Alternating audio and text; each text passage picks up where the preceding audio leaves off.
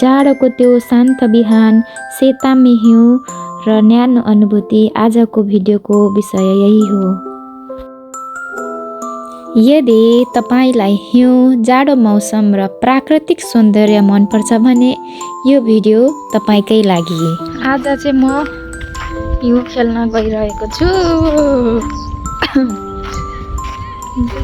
2-3 दिन भयो लगातार हिउँ परेकै छ। यस्तो छ दृश्य। त्यसपछि जाडोको त्यो मिठो अनुभूतिलाई मैले क्यामेरामा यसरी कैद गर्दै गएँ।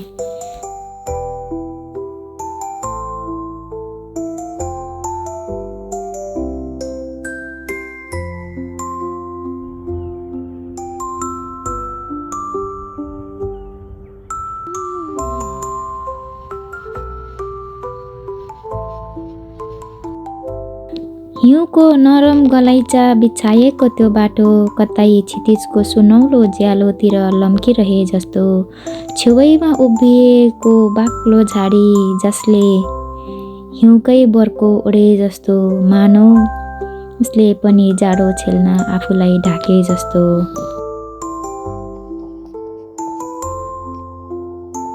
सिरो पर उभिएका नाङ्गा रुखहरू मौन तपस्यामा बसे जस्तो, साँच्चै वसन्तको पर्खाइमा बसे जस्तो। अनि कतै देखिने त कतै लुकेका पातहरूमा हिउँका मसिना कणहरूले अचम्मको कला भरे जस्तो। त्यो पल, समय अनि त्यो प्रकृति आफैमा एक कविता बने जस्तो।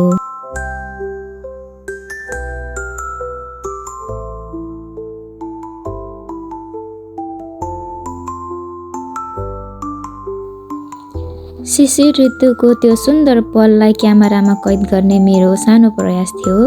तपाईहरूलाई यो दृश्य कस्तो लाग्यो भन्न नछुटाउनु होला। अनि भिडियो हेरेर साथ दिनु भएकोमा धेरै धेरै धन्यवाद।